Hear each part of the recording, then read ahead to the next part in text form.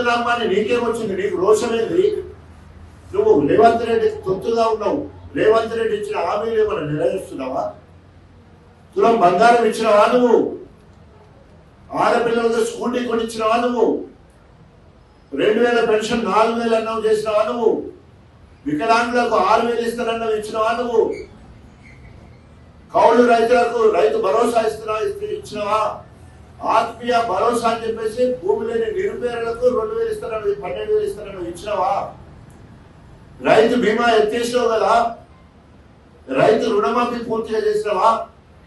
ఏ ముఖం పెట్టుకొని సిగ్గు, శరము, లజ్జ, ఇజ్జత్ ఏం లేకుండా మళ్ళా తగుదనమ్మని చెప్పేసి కాంగ్రెస్ కు సంవత్సరం కిందనే పోయినని పెద్దపెట్టాల సభలో ఒప్పుకున్నావు. అరే ఇది నోరామూర ఒకసారేమో ఎక్కడ ఉండాలో అక్కడే ఉంటా, నేను టాల్ లీడర్ను, నేను ఎక్కడికి పోతే అక్కడ ఫ్లైట్ దిగగానే నాకు దండాలు పట్టుకొని నిలబడతారు. ఎక్కడ దేశం మొత్తం ఎక్కడ ఆయనే కితాబులు ఇచ్చుకుంటాడు, నేను నీతిమంతుడిని. కడియం శ్రేయర్ అంటే ఒక ఐకాన్, కడియం శ్రేయర్ అంటే టాల్ మ్యాన్. దేంట్లో టాల్ మ్యాన్ నువ్వు? ఫిరాయింపులు చేయడంలో టాల్, నమ్మించి మోసడం చేయడంలో టాల్, గణపురం నియోజకవర్గ ప్రజలు ముంచడంలో నువ్వు టాల్. నీకంటూ కడియం శ్రేయర్ అంటూ మార్కు లేకుండా 30 ఏళ్ళు రాజకీయాలు చేయడంలో నువ్వు టాల్, అంతే తప్ప ఒక్క పనంటూ నీ మార్కుగా గణపురంలో లేదు, జిల్లాలో లేదు, యావత్ తెలంగాణలో లేదు. కానీ దాదాపు 13-14 సంవత్సరాలు క్యాబినెట్ మంత్రిగా, 10 ఏళ్ళు టీడీపీలో, 10 ఏళ్ళు బీఆర్ఎస్ పార్టీలో ఉండి నీ గుర్తుగా ఏమున్నదో చెప్పు. నీ గుర్తుగా ఏమున్నదంటే నీ బిడ్డని ఎంపీగా తీసుకొచ్చినావు. సావుదాలకి ఇంకా అవసరమైతే ఇంకో బిడ్డ కొట్లాడుతుంది ఇంట్లో, ఆమెను ఎమ్మెల్యే చేయాలని చూస్తా ఉన్నావు. సత్యవరకన్నా బిడ్డ నేను ఎమ్మెల్యే చేస్తా అని చెప్పేసి అక్కడ సంజాయిస్తున్నాడు. ఒక బిడ్డేమో ఎంపీ అయిపోయింది, మళ్ళీ ఇంకో బిడ్డనేమో ఎమ్మెల్యే చేయాలని చూస్తున్నాడు. గణపురం నియోజకవర్గంలో వారసులు లేరా గణపురానికి? గణపురం నియోజకవర్గము నాయకులను తయారు చేసిన ఫ్యాక్టరీ.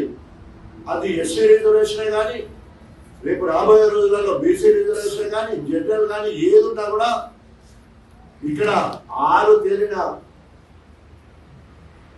నిఖార్సైన బీఆర్ఎస్ నాయకులు ఇక్కడ ఉన్నారు. రేపు ఏ ఎలక్షన్ వచ్చినా కూడా ప్రతి ఊర్లో ఎగిరేది గులాబీ జెండా. అరే ఒకవేళ కనుక నువ్వు ఫిరాయింపుల గురించి మాట్లాడితే నీకు ఏమాత్రము రోషము మీసం లేదు. కాబట్టి నేను రాజీనామా చేయనని నిస్సిగ్గుగా, నేను రాజీనామా చేయనని నిస్సిగ్గుగా మాట్లాడినావు. నీకు సంక్రమించిన ఎమ్మెల్యే పదవి ఎవడబ్బా సొమ్ము? ఎమ్మెల్యే పదవి నీ అయ్యవ అంటాను కదా, నాకు ఎన్నిక ఇవ్వలేదని నీ అయ్యవ రాసిచ్చిందా? ఇక్కడేమన్నా నీ అయ్యవ ఏమన్నా రాసిచ్చిందా? గణపురం అవును, మీకు ఒక్క ఊరు ఉండదట, అనేక ఊర్లు మీయేనా? అదేనా గణపురం రాజకీయ జన్మనిచ్చిందని చెప్తున్నావు కదా, మరి వాళ్ళకి ఏం చేసి రుణం తీసుకున్నావు? నేను గణపురం స్థానికుడిగా, గణపురం బిడ్డగా, ఒక్క మాదిగ బిడ్డగా గౌరవపడుతున్నాను, గర్వపడుతున్నాను. ఈరోజు గణపురం నా ఊరు, నా ఎస్సీ వాళ్ళలో ఒక్క గుడిసెలేదు. ఇవాళ నా బుద్ధం, నా భవిష్యత్ గణపురం నియోజకవర్గాన్ని రిజర్వాయర్ల హబ్ చేసిన. గణపురం వరకు ఉన్న రిజర్వాయర్లు రాజధాని వరకు తీసుకుపోయి 1.58 టీఎంసీ కెపాసిటీ వచ్చే విధంగా ఆనాడు ముఖ్యమంత్రి వైఎస్ రాజశేఖర రెడ్డి గారితో మాట్లాడినాం. అప్పటి వరకు నా ధర్మసాగర్, అశ్వరాపల్లి కాకుండా నవపేట, ఉప్పుగల్లు రిజర్వాయర్లకు పునాదేసినాం. చీటకూడూరు నుండి, బొమ్మకూరు నుండి పై ప్రాంతం అంతా కూడా పారేటట్టు డిజైనింగ్ చేసి రిజర్వాయర్లు అక్కడ ఉన్న నీళ్లు మన దగ్గరకు వచ్చినట్టు చేసినాం. ఈ రోజు అవిభక్త వరంగల్ జిల్లాలో ఎక్కడ లేని విధంగా 1,53,000 ఎకరాలకు నీళ్ళు ఇచ్చే విధంగా ప్రతి చెరువును నింపుకునే విధంగా దేవాలయాల ద్వారా ప్రణాళిక చేసుకొని నింపుకోగలిగాం. ఇవాళ వరంగల్ బిడ్డగా కాకతీయ మెడికల్ కాలేజీ విద్యార్థిగా కాలోజీ హెల్త్ యూనివర్సిటీ తీసుకొచ్చినాం. కేసీఆర్ గారి ఆశీస్సులతో మరి ఒక విక్రమార్కుడు ఏ రకమైతే పట్టుబట్టారో అట్లా విక్రమార్కుడు పట్టుబట్టి కేసీఆర్ గారిని ఒప్పించి మెప్పించి కాలోజీ హెల్త్ యూనివర్సిటీ తీసుకొచ్చినాం. కాలోజీ కళాక్షేత్రం తీసుకురావడం జరిగింది. 150 మంచాల సూపర్ స్పెషాలిటీ హాస్పిటల్ తీసుకురావడం జరిగింది.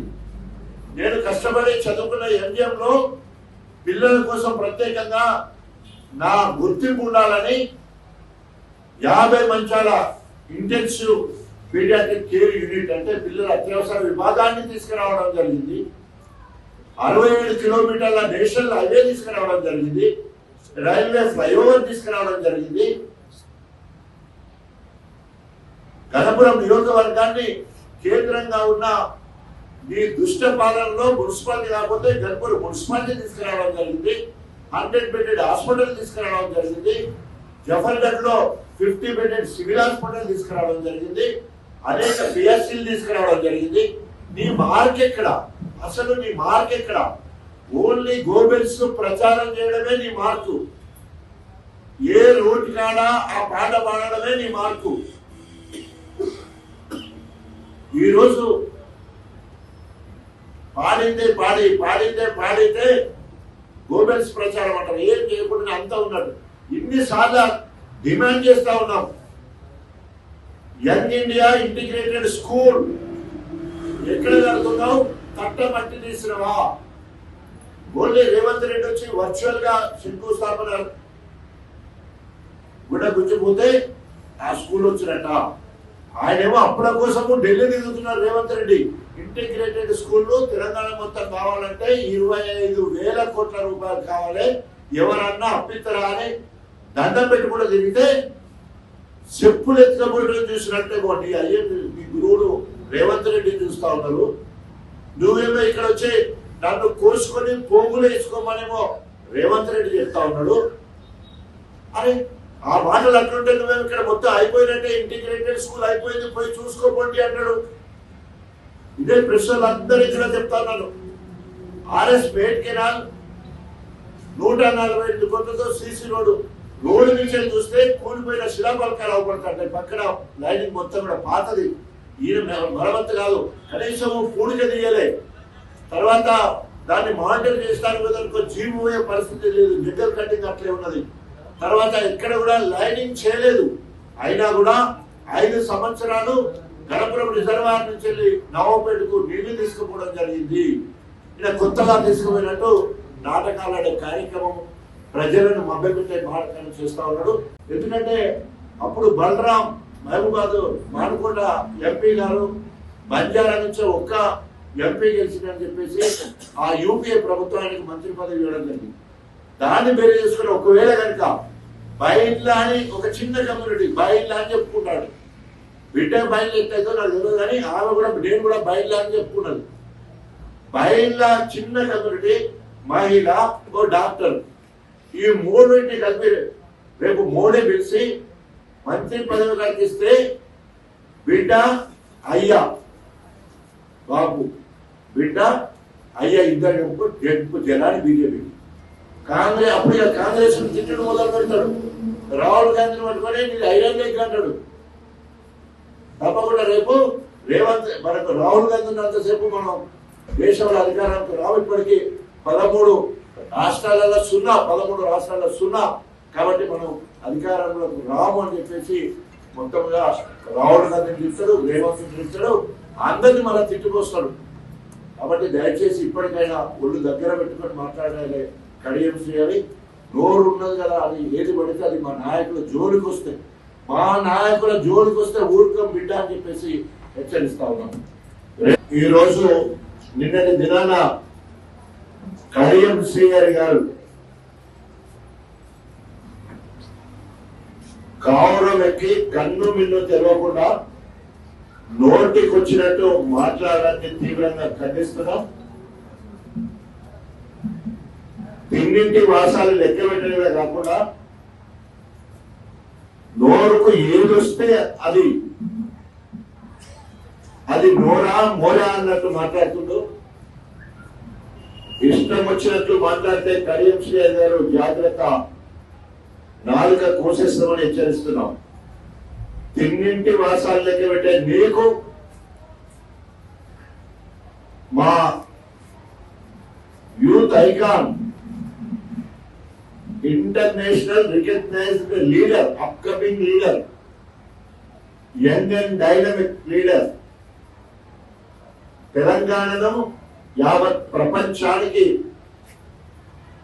పరిచయం చేయడమే కాకుండా తెలంగాణ ప్రఖ్యాతిని నలుమూలలకు చాటిన నాయకుడు కేటీఆర్ గారు. తండ్రికి తగ్గ తనయుడు. నీకు ఎన్ని దమ్ములు ఉండాలి కేటీఆర్ గురించి మాట్లాడడానికి? ఎన్ని రకాలుగా ఆర్థిక లబ్ధి పొందులో డైరెక్ట్ గా కేటీఆర్ గారితో సిగ్గు శరం లేకుండా డిప్యూటీ సీఎం గా బీఆర్ఎస్ పార్టీలో ఉన్నప్పుడు ఇల్లు కట్టుకుంటుందని చెప్పేసి కేటీఆర్ దగ్గర పైసలు అనుకున్న స్థితిని ఎలక్షన్ లో 2018 ఎలక్షన్ లో పార్టీ ఫండ్ వస్తే రాజేని గెలిచాలంటే సగం పార్టీ ఫండ్ నాకు ఇవ్వాలని చెప్పేసి వేరే సారాలని పార్టీ ఫండ్ సగం తీసుకున్న అవకాశవాది నువ్వా కేటీఆర్ గారి గురించి మాట్లాడేది? ఈరోజు తెలంగాణ కాదు భారతదేశం మొత్తంలో ఎక్కడ ఇంటెలెక్చువల్ మీటింగ్స్ ఉన్నా లేదా హైలీ క్వాలిఫైడ్ ఇంటెలెక్చువల్ సంబంధించిన అనేక సందర్భాలలో వారిని గెస్ట్ గా పిలిచి మాట్లాడిన సందర్భం మనకు తెలుసు. ఇవాళ జాతీయ స్థాయిలో భారతదేశంలో కాదు అంతర్జాతీయ స్థాయిలో పేరు ప్రఖ్యాతలు గడిచిన కేటీఆర్ గారు వారి తండ్రి గురించి మాట్లాడుతూ కేసీఆర్ గురించి మాట్లాడే స్థాయి నానికి ఆయన కారణ జన్ముడు కేసీఆర్ గారు. ఆయన తెలంగాణ జాతిపిత. కేసీఆర్ సచ్చుడు తెలంగాణ తెచ్చుడు అని చెప్పేసి భౌగోళిక తెలంగాణ కోసం,